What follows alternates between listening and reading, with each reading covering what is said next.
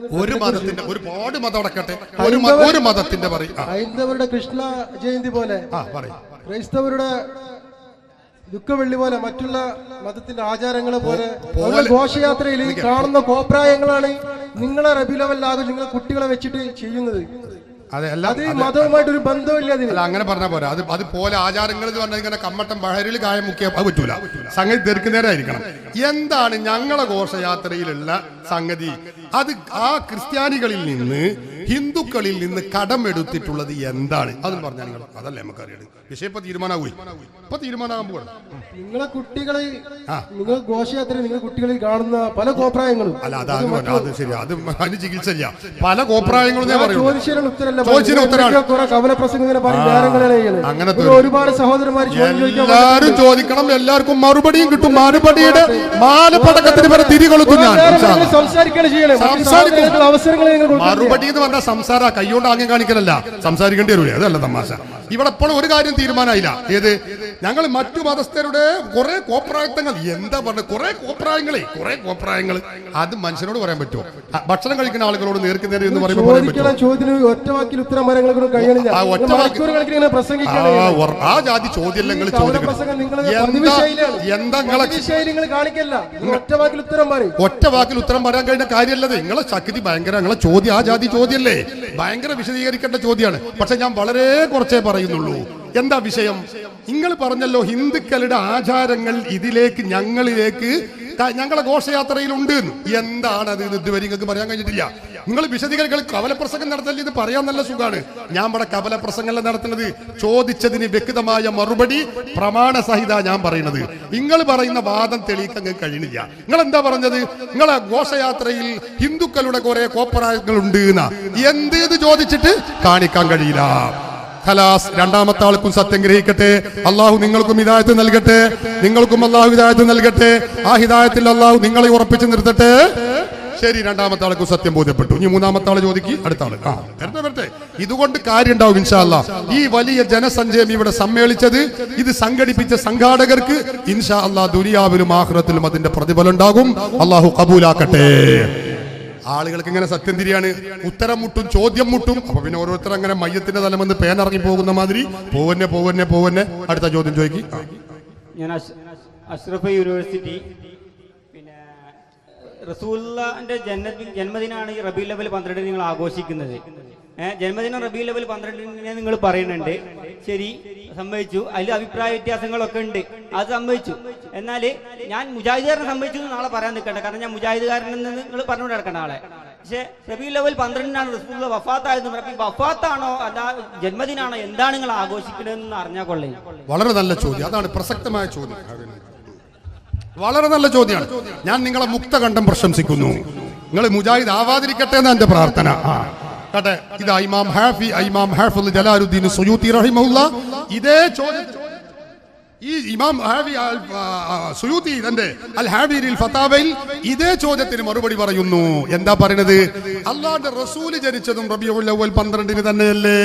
ആണ്. അപ്പൊ ഇവിടെ അത് ദുഃഖത്തിന്റെ ദിവസല്ലേ?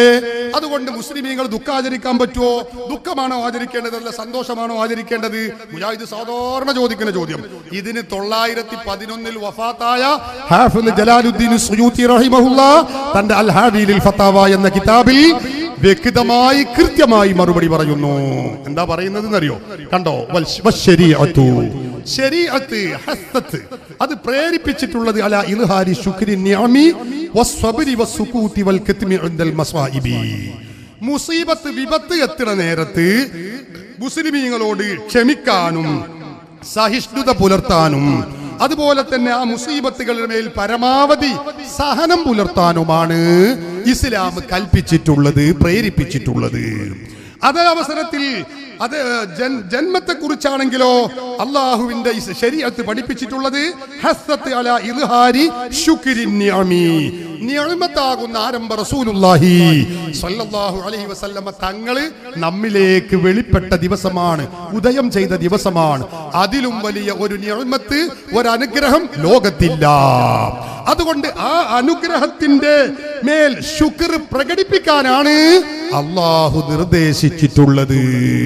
എന്നിട്ട് മഹാൻ പറയാ, അതുകൊണ്ടല്ലേ വഖദ് അമറ ശറഉ ബിൽ ഹഖീഖത്തി ഇൻദൽ വിലാദ, നമുക്കൊരു കുഞ്ഞുണ്ടായാൽ അതൊരു നിഅമത്താണല്ലോ, ആ നിഅമത്തിന് ശുക്ർ ചെയ്യണമെന്ന് ഇസ്ലാം പഠിപ്പിക്കുന്നു.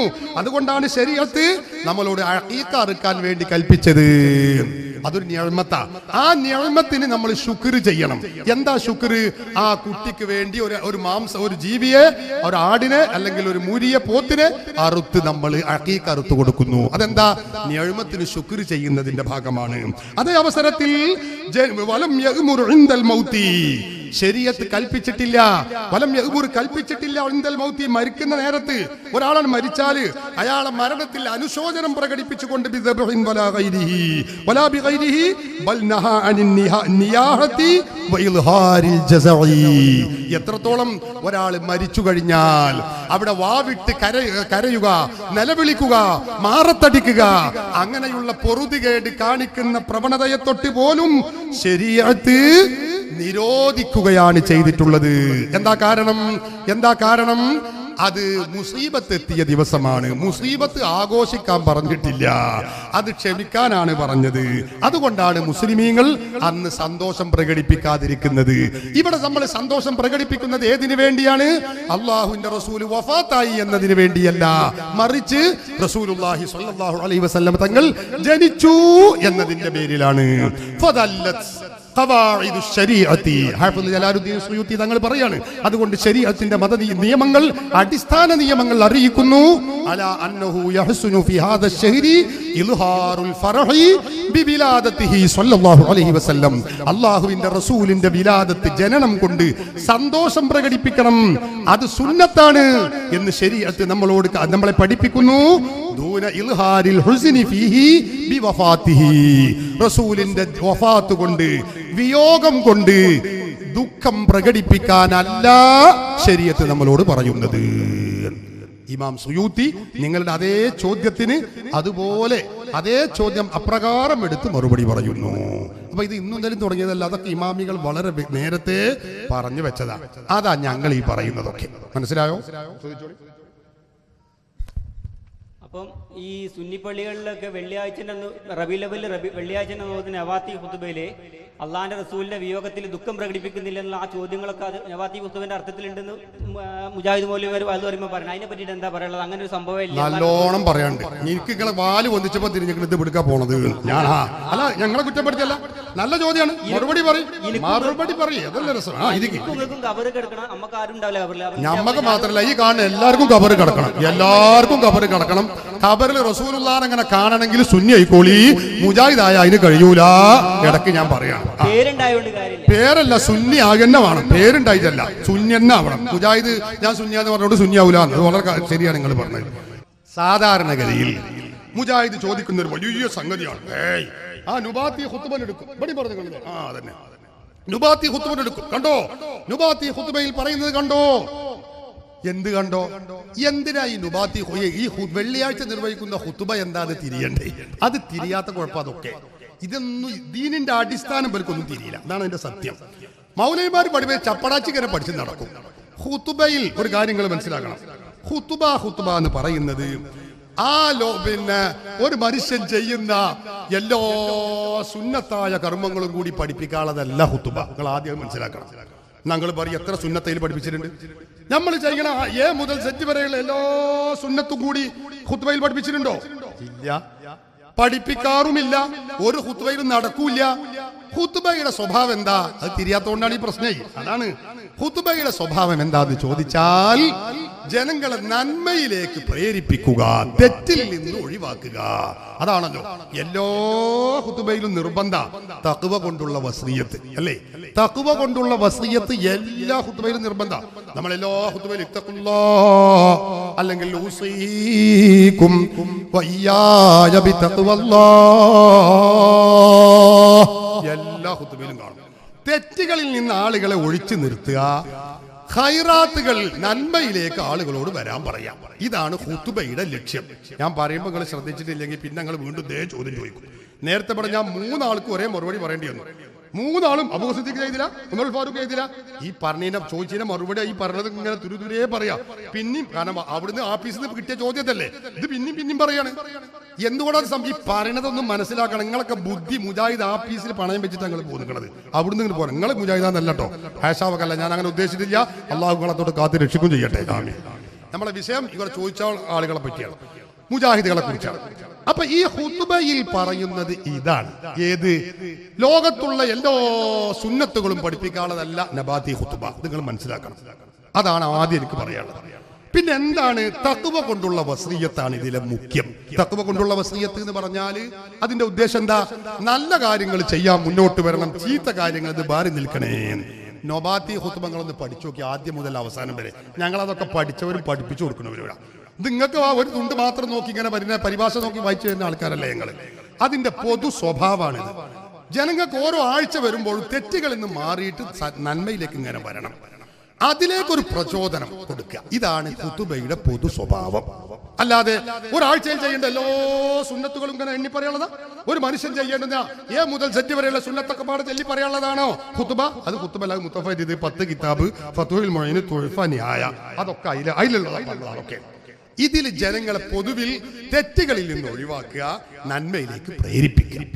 അതിന് വേണ്ട കാര്യങ്ങളാണ് എല്ലാ ഖുതുബയിലും പറയാറുള്ളത്. അപ്പൊ അതിൽ പറയേണ്ടത് എന്താ? തെറ്റുകളിൽ നിന്ന് ജനങ്ങളെ, നിങ്ങൾ തെറ്റുകളിൽ മുങ്ങിപ്പോകരുതേ. അള്ളാന്റെ റസൂൽ വഫാത്തായ മാസാണ് റബീഉൽ അവ്വൽ. ആ റസൂൽ വരെ വഫാത്തായിട്ടുണ്ട്. റസൂൽ വരെ വഫാത്തായിട്ടുണ്ട്. പിന്നെ ഇപ്പൊ നമ്മൾ വഫാത്താകാതിരിക്കുവോ? ഞമ്മക്കും മരിച്ചു പോണ്ടേ? അപ്പൊ നിങ്ങൾ തെറ്റ് ചെയ്യരുതേ, നിങ്ങൾ ഖൈറ് ചെയ്യണേ. ഇതാണ് ഇതിൽ ഈ പറയുന്നതിന്റെ ആകത്തുക. മനസ്സിലായോ നിങ്ങൾക്ക്? ഇത് പറയുമ്പോ അപ്പൊ മീലാദാഘോഷം പറഞ്ഞില്ല, അത് സുന്നത്താണ്, ഈ പറയേണ്ടതല്ലേ? പറയേണ്ടതില്ല. എത്ര സുന്നത്ത് നബാത്തി ഖുതുബയിൽ പറയാതെ പോയിട്ടുണ്ട്? ഇത് മാത്രമേ ഉള്ളൂ. അപ്പൊ എല്ലാ സുന്നത്തും കൂടി പറയാനുള്ളതല്ല നബാത്തി ഖുതുബ. നബാത്തി ഖുതുബ അല്ലെങ്കിൽ മറ്റു ഖുതുബയുടെ സ്വഭാവം എന്താ? തെറ്റുകളിൽ നിന്ന് മാറ്റിയെടുക്കുക, നന്മയിലേക്ക് അവരെ പരിവർത്തിച്ചു കൊണ്ടുവരിക. അതിന് വേണ്ട ഉത്ബോധനാണ് ഖുതുബ എന്ന് പറയുന്നത്. അറബിയിലുള്ള ഉത്ബോധനാണ്. അപ്പൊ അതിന് പറയേണ്ടത് ഇതാണ്. അവിടെ പറയേണ്ടത് ഇതാ, നമ്മളൊക്കെ മരിച്ചു പോകേണ്ടവരാണ്. അള്ളാഹുവിന്റെ ഹബീബ് മരിച്ചു പോയിട്ടുണ്ട്, വഫാത്തായിട്ടുണ്ട്. നമ്മളും മരിച്ചു പോവേണ്ടവരാണ്. റസൂലുള്ള വഫാത്തായപ്പോ സിദ്ദീഖുൽ ഫാത്തിമ ബീബി കരഞ്ഞിട്ടുണ്ട്, ഹസൻ ഹുസൈൻ കരഞ്ഞിട്ടുണ്ട് റളിയല്ലാഹു അൻഹുമാ. അങ്ങനെ സഹാബത്തൊക്കെ കരഞ്ഞിട്ടുണ്ട്. അവരൊക്കെ കരഞ്ഞിട്ട് കൂടി റസൂൽ മരിച്ചുപോയി, വഫാത്തായി. എന്നാ അതുപോലെ നമ്മളും മരിച്ചു പോവേണ്ടവരാണ്. അതുകൊണ്ട് നിങ്ങൾ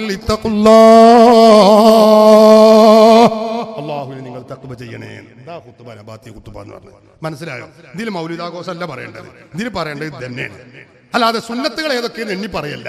മനസ്സിലായോ? നിങ്ങൾ മനസ്സിലായിക്കണമെങ്കിൽ നിങ്ങൾ അച്ഛൻ ചോദിച്ചോളി, പറയും. ഇതൊന്ന് പറയാൻ എനിക്കൊരു അവസരം ഇല്ലാതെ കാത്തുകയായിരുന്നു ഞാൻ. ഇതൊന്ന് ഇപ്പൊ ചോദിച്ചത് നന്ദി. പറയും. നബാത്തി ഖുതുബയിൽ പിന്നെ മീലാദുൻ നബി എന്ന് പറഞ്ഞിട്ടൊരു വിഷയമുണ്ടോ? അടുത്തതായിട്ട് ഈ റബീഉൽ അവ്വലിൽ ഓതാനുള്ള ഖുതുബയിലായിട്ട് മീലാദുൻ നബി എന്ന് പറഞ്ഞൊരു വിഷയമുണ്ട്. അന്ന് ഇവിടെ വന്ന് മൗലവി അന്ന് പറഞ്ഞിരുന്നു, ഇവിടുന്ന് സ്റ്റേജുമെന്ന് പറഞ്ഞിരുന്നു. നബാത്തി ഖുതുബയിൽ രണ്ടാമത് പിന്നെ പഴയ ഓതി വരുന്നതിലല്ല, രണ്ടാമത് പുതിയത് വന്നതിലുണ്ട് മീലാദുൻ നബി എന്ന് പറഞ്ഞൊരു വിഷയമുണ്ട്. നാലാമത്തെ മൂന്നാമത്തെ ഖുതുബയിൽ ഉണ്ടെന്ന് പറഞ്ഞിട്ടില്ല. അതിനെ പറ്റിയിട്ട് അങ്ങനെ സംഭവം ഇല്ല. അപ്പൊ നബാത്തി ഖുതുബയിൽ അങ്ങനെ ഉണ്ട് നിങ്ങൾ പറഞ്ഞത്? അങ്ങനെ ഉണ്ടോന്നാ ചോദിച്ചേ.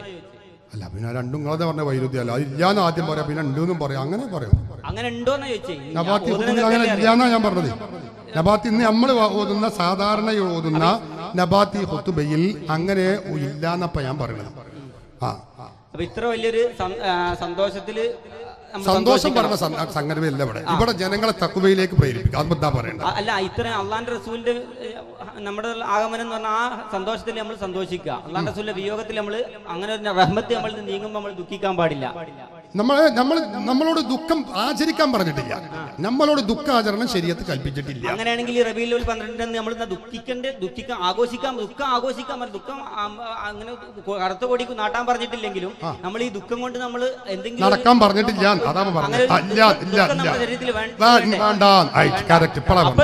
ദുഃഖം ആചരിക്കുക, ദുഃഖം ഇങ്ങനെ പ്രകടിപ്പിക്കുക, അങ്ങനത്തെ ഒരു സംഗതി ഇല്ല. അപ്പോഴേ ക്ലിയർ ആയിട്ടുള്ളൂ നമ്മളുണ്ടാവും പറഞ്ഞത്. അങ്ങനെ വേണ്ടതില്ല. പിന്നെ എന്താ വേണ്ടത്? റസൂലുള്ളാഹി സ്വല്ലല്ലാഹു അലൈഹി വസല്ലം തങ്ങൾ ജന്മത്തിൽ സന്തോഷം പ്രകടിപ്പിക്കുകയാണ് വേണ്ടത്. അതാണ് നേരത്തെ ചോദിച്ച ആള് ചോദിച്ചു. പിന്നെ നേരത്തെ ആണ് കേട്ടെ. ഇപ്പൊ ഈ നബാത്തി ഖുതുബ മനസ്സിലായില്ലേ? മനസ്സിലായി. ഞാൻ പറഞ്ഞത് തന്നെ. അല്ല, സുന്നികൾക്ക് ഒരാളെ ഞങ്ങൾ പറഞ്ഞതല്ലേ? അതന്നെ, അത് മനസ്സിലായല്ലോ. കേട്ടു. പിന്നെ കേൾക്കല്ല എന്താ കോരി തരണത് എന്റെ സംശയത്തിനെ ദൂരീകരിക്കാൻ മാത്രം നിങ്ങളുടെ ഉത്തരത്തിന്റെ ശക്തി ഉണ്ടെങ്കിൽ അത് നിങ്ങളെ സംശയം അല്ലല്ല, സംശയം പറഞ്ഞതിന് ഇപ്പൊ നിങ്ങളെ മനസ്സിൽ വേറെ സംശയം ഉണ്ടോ എന്ന് എനിക്കറിയില്ല.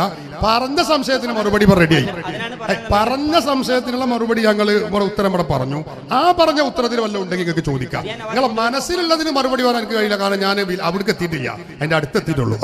പിന്നെ അത്ര ഉണ്ട്, ഉറപ്പല്ലേ? നിങ്ങൾക്ക് തന്നെയല്ലേ പണി. ഉറപ്പാണ്, അവിടേക്ക് എത്തിയിട്ടില്ല. നേരത്തെ ചോദിച്ച ആൾ ചോദിച്ചു മീലാദുൻ മറ്റേ ഹിന്ദുക്കളുടെ ശ്രീവേലിയും തമ്മിൽ എന്താണ് ബന്ധം, എന്താ ബന്ധം ഉസ്താദ് ചോദിച്ചു. ഞാൻ ചോദിക്കട്ടെ, ഈ വഴിയിലെ തടസ്സം സൃഷ്ടിച്ചുകൊണ്ട്, ഈ ബ്ലോക്ക് സൃഷ്ടിച്ചുകൊണ്ട് ഈ റാലി ഈ ശ്രീവേലിക്കുണ്ട് നമ്മുടെ റബീഉൽ ലെവലിന്റെ അതൊരു വളരെ വളരെ കാലപ്പെട്ട അങ്ങനെ അതൊക്കെ പ്രസക്തമായ വർത്താനല്ലേ? എന്ത് നല്ല വർത്താനാ പറഞ്ഞത്. ഹേയ്, അങ്ങനെ പറയണം. മറ്റേ നിങ്ങൾ ഈ ആവശ്യമില്ലാത്ത എന്റെ മനസ്സിന്റെ ഉള്ളിലുള്ളൊരു സംശയം ഉണ്ട്, അതിന് നിങ്ങൾക്ക് മറുപടി വരാൻ കഴിഞ്ഞിട്ടില്ല എന്ന് പറഞ്ഞാൽ അത് മനുഷ്യന്മാരോട് പറയേണ്ട വർത്താനല്ല. മനസ്സിന്റെ ഉള്ളിൽ മറുപടി ഞങ്ങൾക്ക് വരെ തൊള്ളോട് പറഞ്ഞാലേ മറുപടി വരാൻ കഴിയുള്ളൂ. അതിരിക്കട്ടെ, ഇപ്പൊ ചോദിച്ചത് നല്ല ചോദ്യം. അതെന്താ? ഈ വഴി ബ്ലോക്ക് ചെയ്തുകൊണ്ടും ജനങ്ങൾക്ക് തടസ്സം സൃഷ്ടിച്ചുകൊണ്ടുമുള്ള ഒരു മീലാദ് റാലി, അത് ശ്രീകൃഷ്ണ ജയന്തിയിലുണ്ട്, മീലാദ് റാലിയിലുണ്ട് ഞങ്ങൾ പറഞ്ഞത്. മീലാദ് റാലിയിൽ ഇല്ല. അങ്ങനെ പിന്നെ ഈ വഴിയിൽ ആളുകൾക്ക് ഗതാഗതത്തിന് തടസ്സം സൃഷ്ടിച്ചുകൊണ്ടുള്ള ഒരു റാലി പറ്റൂല. ഞങ്ങൾ ഉറപ്പിച്ചു പറയുന്നു. അതേ അവസരത്തിൽ ഞങ്ങളെ റാലിയിൽ ആരും അങ്ങനെ ഞങ്ങൾ ഇനി അവിടെ നിൽക്കട്ടെ, റാലി രാഷ്ട്രീയക്കാർ പ്രകടനം നടത്തും പോലെ 4 ആളെ ഉണ്ടാവും, 4 പേരും തടഞ്ഞിട്ട് ബ്ലോക്ക് ആക്കിയിടും, അങ്ങോട്ടും ബ്ലോക്ക്. എന്നിട്ട് ഓല അങ്ങനെ അവിടെ വിളയാട്ടം നടത്തുക. അങ്ങനത്തെ ഒരു പരിപാടി ഞങ്ങളില്ല, അങ്ങനത്തെ ഒരു പരിപാടി ഞങ്ങൾ നടത്തലില്ല. പിന്നെ ഞങ്ങളെ റാലി പോകുമ്പോൾ ചെറിയ കുട്ടികളാണ്, അപ്പൊ വാഹനം എല്ലാം പോകേണ്ടി വരും. ചിലപ്പോൾ ഒരു സെക്കൻഡ് അവിടെ നിർത്തേണ്ടി വരും, അല്ലെങ്കിൽ 1 മിനിറ്റ് നിർത്തേണ്ടി വരും. ഇതിന് ബ്ലോക്ക് എന്ന് പറയില്ല, അത് നിങ്ങൾ മനസ്സിലാക്കണം. അപ്പോഴേക്കൊരു ശിർക്കാവും നരകത്തേക്കാവും, അങ്ങനെ ഒട്ട് ഇല്ലേനി. അത് നിങ്ങൾ മനസ്സിലാക്കണം. അങ്ങനെയാണെങ്കിൽ മയ്യത്തോണ്ട് പോകുമ്പോഴും ഇല്ലേ നമ്മൾ വണ്ടി നിർത്തുന്നില്ലേ? അപ്പൊ ഇനി മുതൽ മയ്യത്തോണ്ടാൻ പാടില്ല എന്ന് പറയേണ്ടി വരൂലേ? എവിടുന്നായി വരുന്നത്? അതാ നിങ്ങൾ പഠിക്കണേ. നിങ്ങൾ ഞങ്ങളൊക്കെ ഒന്ന് പഠിക്കും, ഞങ്ങളെ ദീൻ എന്താണ്. നിങ്ങൾ വെറുതെ മൗലവിമാരൊക്കെ ഒന്ന് പഠിക്കല്ലേ? മയ്യത്തോണ്ട് പോകുമ്പോ ദിക്കരും എത്ര സ്ഥലത്ത് വണ്ടി ബ്ലോക്ക്, എത്ര നേരം അതാണ് പോവോളം, എന്നിട്ട് പോകും ചെയ്യും. അതിൽ ആർക്കും ഒരു പരാതിയില്ല. എന്നാ അത്ര തന്നെ ഉള്ളൂ. ഞങ്ങൾ പ്രത്യേകിച്ച് ഇപ്പൊ ഉസ്താദ്മാർ ഞങ്ങളോട് എപ്പോഴും പറയുന്ന കാര്യമാണ്, ബ്ലോക്ക് ആകാതെ റാലി നടത്തണേ. അപ്പൊ ഞാൻ കണ്ടോ, ഞങ്ങൾ ബ്ലോക്ക് ആവാതെ തന്നെ ഒരു ഭാഗത്തൂടെ വണ്ടി അങ്ങനെ വിടും. ചിലപ്പോൾ 1 മിനിറ്റ് ഒക്കെ നിൽക്കേണ്ടി വരും. അതിപ്പോ എല്ലാവരും നിൽക്കും. ഇപ്പൊ മാത്രമല്ല, എപ്പോഴും നിൽക്കലുണ്ട്. അത് മുജാഹിദിന്റെ സ്റ്റേജ് സമ്മേളനം നടത്തുമ്പോൾ എത്ര ഞങ്ങൾ നിൽക്കല്, ഞങ്ങളൊക്കെ ബ്ലോക്ക് ആയത് എത്ര വെച്ചിട്ടാ. അപ്പൊ അതുകൊണ്ട് അതൊക്കെ പാടില്ലാത്ത നരകത്തേക്കാന്ന് പറയാൻ പറ്റുമോ? ഇതൊക്കെ അത്ര ഉള്ളൂ. അതൊന്നും വലിയ ശാഖാപരമായ ചെറിയ കാര്യങ്ങൾ പർവ്വതീകരിച്ചിട്ട് ഊതേണ്ടതില്ല. അതുകൊണ്ട് ദീനോട്ട് മാറൂല. ഇത് മയ്യത്ത് കൊണ്ടുപോകുമ്പോഴും നടക്കുന്നതാണ്. അതുകൊണ്ട് ഇനി മുതൽ മയ്യത്തൊന്നും കൊണ്ടുപോകാൻ പാടില്ല പള്ളിക്കാട്ടിക്ക്. അവനാന്റെ വീട്ടുവളപ്പിൽ കുഴിച്ചിടേണ്ടതാകുന്നു എന്ന് പറയാൻ പറ്റുമോ? പറ്റൂലേ. അതുപോലെ തന്നെ മൗലിദ് ആഘോഷവും റാലിയും പാടില്ല എന്നൊരിക്കലും പറയാൻ പറ്റില്ല. അടുത്ത ചോദ്യം ചോദിച്ചോളി. മറുപടി ഇങ്ങനെ വരില്ല. എന്താ നിങ്ങൾ പറഞ്ഞത്? നേരത്തെ ഉസ്താദ് പ്രസംഗിച്ചപ്പം പറഞ്ഞ അബൂബക്കർ സിദ്ദീഖ് റളിയല്ലാഹു അൻഹു ആഘോഷിച്ചത് ഞാൻ വേറെ പറഞ്ഞു തരാന്ന് പറഞ്ഞാൽ വേറെ എന്താണ് അത് മാറ്റിവെച്ചത്? മാറ്റിവെക്കാനുള്ള കാരണം ആ പറഞ്ഞ ആയത്ത് ഞങ്ങൾക്ക് മതിയായ തെളിവായത് കൊണ്ടാണ്. ആയത്ത് ഞങ്ങൾക്ക് മതിയായ തെളിവാണ്, അതുകൊണ്ടത് മാറ്റി വെച്ചത്. ആയത്തിന്റെ അർത്ഥം ശരിയാകണമെങ്കിൽ സിദ്ദീഖുൽ മൗലൂദ് പറഞ്ഞെങ്കിലേ അപ്പോ ഈ ആയത്തിന്റെ അർത്ഥം ശരിയാകും എന്നുള്ള ഒരു തെറ്റിദ്ധാരണ മുജാഹിദ് വ്യാപകമായി പരത്തിക്കൊണ്ടിരിക്കുകയാണ്. അതിന് ഞങ്ങൾ അടിവേറെ അറുത്തിട്ട് ബാക്കി വർത്താനുള്ളൂ. അതാ ഞങ്ങളെ പരിപാടി. ആയത്ത് തന്നെയാണ്, അത് തെളിവ് തന്നെയാണ്. അതിന് സിദ്ദീഖുൽ അക്ബറും കൂടി ചെയ്തെങ്കിലേ ആയത്ത് തെളിവാകൂന്ന് ഒരു തെറ്റായ ധാരണ പൊതുസമൂഹത്തിന്റെ മുമ്പിൽ പ്രചരിപ്പിക്കാൻ മുജാഹിദ് കുൽസിതമായ ശ്രമങ്ങൾ നടത്തുന്നു. വിവരമുള്ളവരുടെ മുമ്പിൽ അത് വിലപ്പോവുകയില്ല എന്നാ ഞങ്ങൾ പറയണത്. അതുകൊണ്ടാണ് ഞങ്ങളത് മാറ്റിവെച്ചത്. ഇനി പറഞ്ഞോളി. ആ മാറ്റി വെച്ചോന്ന് പറഞ്ഞൂടെ? പറയും. ചോദ്യം വന്നാ പറയും. അപ്പൊ ഇത് ആയത്തിന്റെ ഭാഗമല്ല. ആയത്തിന്റെ ഭാഗമല്ല. ആയത്ത് അതിന്റെ അർത്ഥവും അത് തെളിവിനും പറ്റുന്ന തന്നെ, അത് വേറെ തന്നെയാണ്. അത് കഴിഞ്ഞു. നിൽക്കട്ടെ, അതിന് തെളിവാണ്, അത് തെളിവ് തന്നെയാണ്, അത് റെഡിയാണ്, അത് ഓക്കെയാണ്. അതിന് സിദ്ദീഖുൽ അക്ബർ റളിയല്ലാഹു അൻഹു ചെയ്തെങ്കിലേ ഇത് ആയത്ത് തെളിവാകുന്നില്ല. അതെ, ഞാൻ പറയാണ്. അതാണ് ഞങ്ങൾ ഈ പറഞ്ഞത്. അതാണ് ഞങ്ങൾ ഈ പറഞ്ഞത്. എന്ത്? സിദ്ദീഖുൽ അക്ബർ റളിയല്ലാഹു അൻഹു ചെയ്തെങ്കിലേ ഈ ആയത്ത് ഞങ്ങൾ പറഞ്ഞ വിഷയത്തിന് തെളിവാകൂ എന്നില്ല. സിദ്ദീഖുൽ അക്ബർ പറഞ്ഞത് വേറെ, ആയത്ത് വേറെ. ഒരു വിഷയം ഇസ്ലാമിൽ തെളിവാവാൻ ആയത്ത് റെഡിയാണ്. 100% ആയത്ത് തന്നെ. സിദ്ദീഖുൽ അക്ബർ പറഞ്ഞിട്ടുണ്ടോ? അത് പറഞ്ഞിട്ടുണ്ട്. ആയത്തുണ്ട്, അത് വേറെ ഞങ്ങൾ വായിക്കും. അതെന്താന്ന് പറഞ്ഞുതരാലോ. പക്ഷെ അത് പറഞ്ഞെങ്കിലേ ആയത്തിന്റെ അർത്ഥം ശരിയാവൂ. അത് മിഥ്യാധാരണയാണ്, അത് മൗഢ്യമാണ്, അത് പൊട്ടത്തരാണ്, അത് മണ്ടത്തരാണ്. അത് ഞങ്ങൾ ജനങ്ങളോട് ആവർത്തിച്ച് പറയട്ടെ. ഇത് ജനങ്ങൾക്കൊന്ന് പഠിക്കണം, ജനങ്ങളെല്ലാവരും. കാരണം ഇത് ഒരു ആയത്തിന് പറഞ്ഞ അപ്പൊ പറയും സിദ്ദീഖുൽ അക്ബർ ചെയ്തു, ഉമർ ഫാറൂഖ് ചെയ്തു. അങ്ങനെ ഒരു സംഗതി ഇല്ല. ആയത്ത് തെളിവാകണമെങ്കിൽ സിദ്ദീഖുൽ അക്ബർ ചെയ്യാതിരിക്കുക എന്നുള്ള ആയത്തിന്റെ വിഷയമേ അല്ല. ഇനി സിദ്ദീഖുൽ അക്ബർ ചെയ്തോ, ഞാൻ വായിച്ചു തരാലോ. അതല്ല രസം, അത് ഇതിൽപ്പെട്ടതല്ല, അത് വേറെ അർത്ഥമാണ്. ഞങ്ങൾ പറഞ്ഞു തരാം, വായിച്ചോളൂ, കേട്ടോളൂ. ഖാല അബൂബക്കർ സിദ്ദീഖ് റളിയല്ലാഹു അൻഹു من أنفق درهما على قراءة مولد النبي صلى الله عليه وسلم كان رفيقي في الجنة. ആരെങ്കിലും ഒരു ദിർഹം അല്ലാഹുവിന്റെ റസൂലിന്റെ മൗലിദ് ഓതാൻ വേണ്ടി ചെലവഴിച്ചാൽ കാന റഫീഖി ഫിൽ ജന്ന, അവൻ സ്വർഗ്ഗത്തിൽ എന്റെ കൂട്ടുകാരനാണ്. പറയട്ടെ, ഇത് ഏത് ഹദീസിലാണ്? അത് ഇമാം ഇബ്നു ഹജർ തങ്ങളുടെ അൻ-നിഅമത്തുൽ കുബ്ര അലൽ ആലം എന്ന ഗ്രന്ഥം. ഇതാ അൻ-നിഅമത്തുൽ കുബ്ര അലൽ ആലം, ഇതാ അതിലാണ്. കിതാബ് അറബി അറിയെങ്കിൽ ഞാൻ കാണിച്ചു തരും ചെയ്യാം. അടുത്ത